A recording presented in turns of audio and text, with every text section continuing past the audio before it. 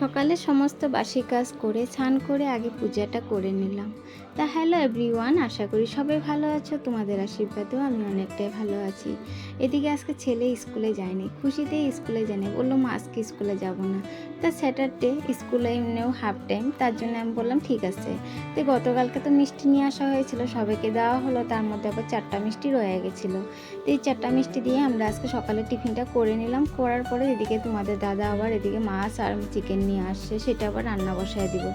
তো এদিকে দেখো, গতকালকে তো আমি এসির ভিডিওটা তোমাদের কাছে সবার কাছে পোস্ট করেছিলাম, যে সবাই দেখে নিয়েছো। সেখানে কিন্তু আমাকে অনেক দিদিভাই বোনরা সুন্দর সুন্দর কমেন্ট করেছিল, যে বলেছিল যে দিদিভাই এসিটার খুবই দরকার, আর যা গরম পড়ে এখন এসিটা সবসময় প্রয়োজন। ঠিক না? কিন্তু হ্যাঁ, মানছি প্রয়োজন, কিন্তু এতদিন আমাদের এতদিন তো খুবই দরকার ছিল যে নেওয়ার, কিন্তু আমরা নিতে পারিনি। সেটা আজকে অনেক দিন পর আবার আমাদের সেই স্বপ্নটা পূরণ হয়ে গেল। তা তোমাদের আশীর্বাদ থাকলে যেন আরও কিছু করতে পারি, সেটাই সবসময় চাই। তো ঘরের মানুষ সবাই খুশি ছিল, আমরাও খুশি ছিলাম, সঙ্গে যে তোমরাও এতটা যে খুশি হয়েছো বলে বোঝাতে পারবো না। তো এদিকে দেখো, আমার মাছের ঝোলটা প্রায় রেডি হয়ে গেছে। আজকে মাছের ঝোলটা করলাম ডাঁটা আলু দিয়ে, আর তার সাথে এদিকে চিকেনটা এদিকে মশলা টশলা দিয়ে আমি ম্যারিনেট করে রেখে দিয়েছি।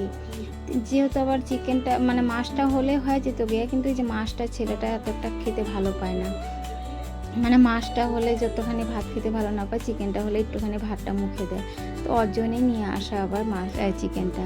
তো এদিকে মাছের ঝোল প্রায় রেডি হয়ে গেছে, এখন চিকেনটা হলে আমার রান্নাটা ক্লিয়ার। আজকে আর বেশি কিছু আইটেম করলাম না, শুধু মাছের ঝোল করলাম আর চিকেনটাই রান্না করলাম। তো আজ রাখি, আবার দেখা হচ্ছে আর একটা নেক্সট ব্লগে। সবাই ভালো থেকো।